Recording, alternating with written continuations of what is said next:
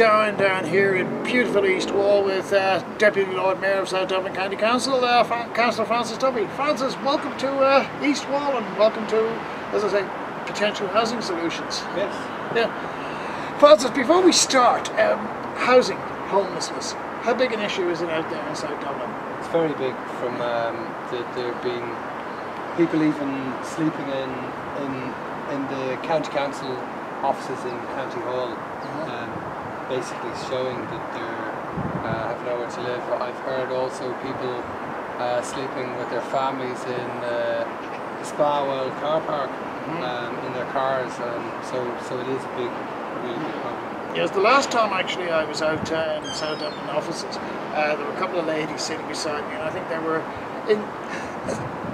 in the as I say, in the spectrum of homelessness, in the sense they were saying that all the hotels were booked up, that families were getting separated and broken up. So it wasn't just a structural problem in that sense, that there was a social problem. Is that what you're hearing on the doorsteps? Well, in the Rathfarnham area, that's where I'm actually based, Yes. there isn't that much of a problem, but in South Dublin there is. And for me it's come down to, like, the recession hasn't helped, and the fact that the council no longer builds council houses, and it's being left to the developers to do. So the problem there is there's no development, so there's no social housing. So we've got a shortage, and you know, we need to start building, and this here is a step or a short term, I would say, solution. Yeah. You're going to be running for the Green Party in Dublin South West. Is this an issue, in your estimation, that it is more a national issue, or is it more that local government should be managing it? Well, I definitely think, well, in the housing crisis, yes, yeah, I think it should be brought back to the council, that they should be building, they know what's required, and it's not then developer led and it's not speculative. So where the council go out and build, like I'm originally from Monaghan, and I know my grandparents and where I was brought up was a council house, and through the 80s and 90s and even into the noughties, the council were building housing estates in Carrick Cross. Sure. So people had places, you know, place to live, and there is like, we bought out our house, so you can eventually buy out your house as well, and so that the council gets their money back and they reinvest, so you've got that kind of that closed loop. Yep. So what's the bottleneck then, in that sense of the word? Because I'm seeing plenty of political goodwill, you know, at all the councils, not just South Dublin County Council. Is it a resource question of in the sense of, I would imagine, if South Dublin County Council had the financial resources, you'd be out there building houses in the morning. So do you need national government or central government to resource you that you can then do the action? What has happened, and it took the government until recently, so nearly 5 years in, the council do have a remit to build or to free up land for social housing. Yeah. So there's quite a lot, and I don't know the exact numbers, but there have been Part 8s have gone out to put in social housing through the council via the government. I believe if it wasn't the way it is at the moment, where developers are leading it, the councils would have been building houses 5 years ago, or at least they would have been beginning to look at that and then look for central funding to build them. Sure. Or there would have been a revenue. I'm not sure how the development levies I assume went back into the council when the developer built. But I just think it's better if we're building our own houses. They're better built anyway. You know, council houses are far better, but they're built to last. And no disrespect to developers, you know, they're in it to make money, and the quality of building isn't, I have to say, is not as good as what the council built. Okay, you're an architect by profession, and I'm particularly interested in your view on this one. What we tended to have in the past was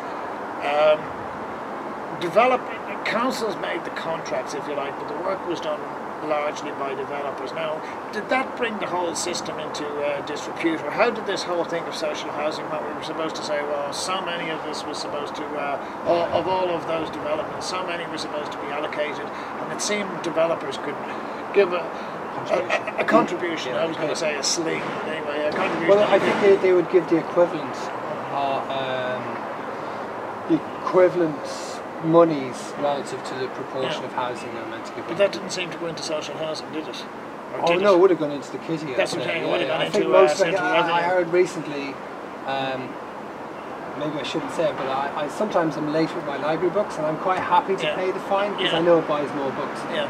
But in Dublin, in South Dublin County Council, the money goes back into central funding, which is terrible. Well, it's like the road tax, isn't it? Yeah. Well, the road tax is just a tax. Yes, that's what I'm saying. We should have fabulous roads if we were spending on the roads. So, okay, you might be able to help me on this one. The waiting lists seem to be very long. Now, it seems to me we would need to have an enormous amount of a capital works project to deal with those, or are we just, as I say, like many other gaps, will the gap just get widened if we don't build a certain amount, minimum per annum? I think there's meant to be a minimum per annum anyway relative to the population, and while we were overbuilding in the noughties, like we were nearly building as many houses as they were building in England with 10 times the population. So I don't think there's any way around it. There's no money coming to build them, and they haven't started yet. And the right way to do it is to go back to giving the money to councils, let the councils build. But there's going to be a wait. There's a housing shortage. We perhaps need a year zero and go forward from it's there. going to take, I don't know what at least, is it 10,000 or 100,000 around the country, but there's many thousands in Dublin anyway that need accommodation. Sure. So it's not going to happen overnight. It's going to take time. Okay, well then perhaps you can help a klutz like me out. What happened to all those ghost estates? And why can't we use them? Some of them, I think, from what I've been told, most in Dublin are being completed. Like where I live in off the Ballycullen Road, there's a development there at DRHE, and they're completing it at the moment. So there are developments where you get to. The problem in the likes of in the Midlands of the West, or in the country estate, there were tax write-offs and tax exemption, this, that and the other. So it was good for developers to go and build in some field outside the village.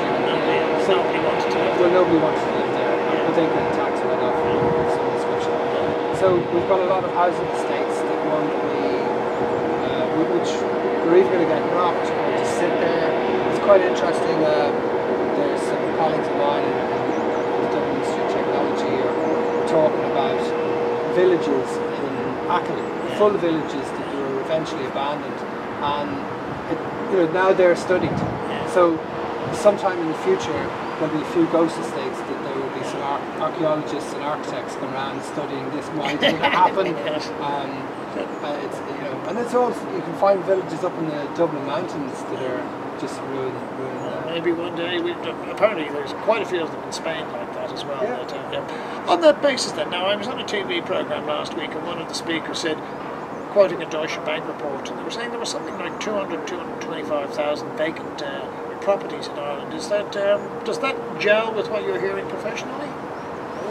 I don't know actually, and I haven't heard. But I had heard in the past, maybe last year, that they're like the NAMA buildings and then the apartments. They're sitting there vacant. But I don't know how many, to be honest. And my understanding as well is that if a building is not connected to the ESB, then it isn't a building. And there are lots of buildings that aren't connected. It wouldn't surprise me if that amount of housing, which would solve your, Exactly, yeah. I mean, it seems like we view them as, in one context you view them as an economic asset or an economic liability, depending on, and on the other hand you see them as a social, perhaps a social solution to a social problem, and it's it's bridging those two mindsets. Well, you'd think the very simple and easy answer would be is give these units to whoever needs them. Let them out now, let them be rented or whatever way it works, and then when the housing crisis begins to sort itself, those buildings go back into the market and they get sold, or the other people buy them out. Okay. I don't know where. It's a strange thing about government. I don't know where and who up there in NAMA or whatever it is that isn't allowing that to happen. Yeah, well, as I say, it's a mindset rather than perhaps that what we were talking about earlier. Maybe that's why we need more politicians who would somehow, female politicians who would be better able to bridge that gap. Yeah. You're running in Dublin, Dublin Southwest. Is it housing or homelessness, or what I'm even calling home security? Is that a big issue out there? It is very much so.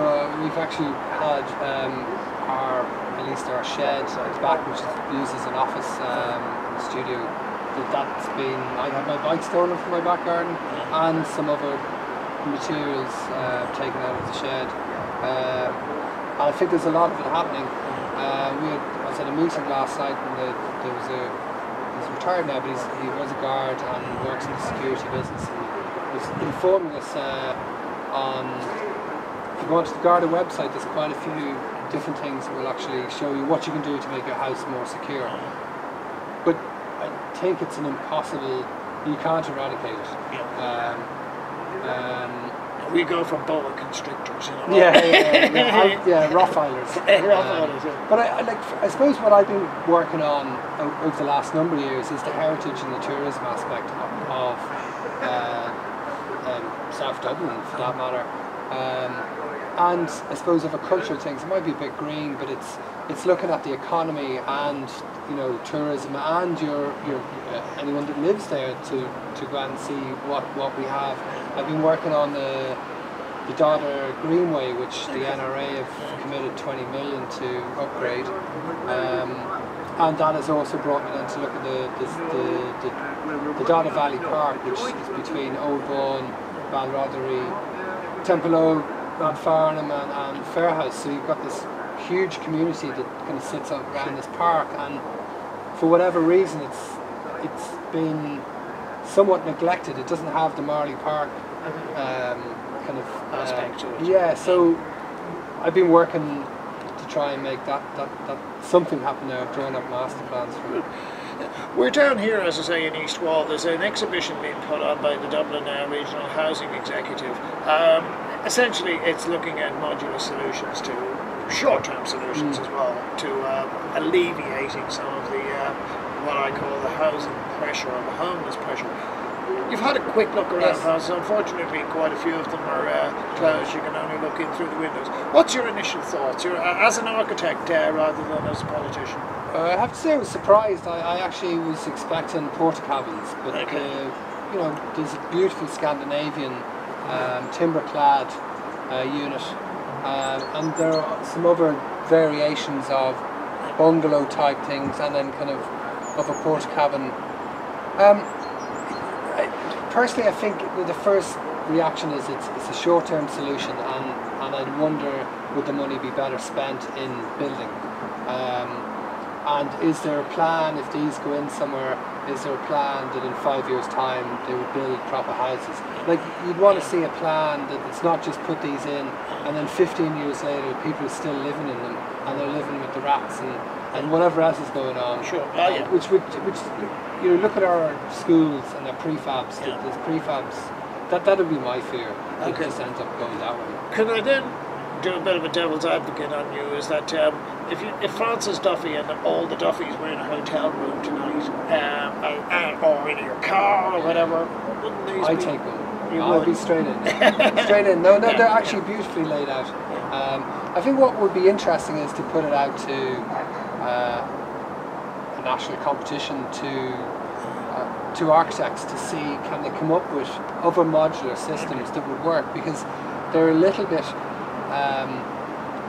unsightly is the wrong word, but they feel prefabricated, and people don't want to live in a prefab, they want to live in a home, and that's why I would say the Scandinavian it's a beautiful, like I it's quite small, live there, yeah. But you could extend it. Oh, of course, yeah. No, look, as I say, it's a pity you couldn't get into some of them because, as I say, some of them are actually nicely laid out.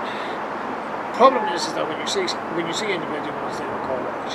They can actually look right.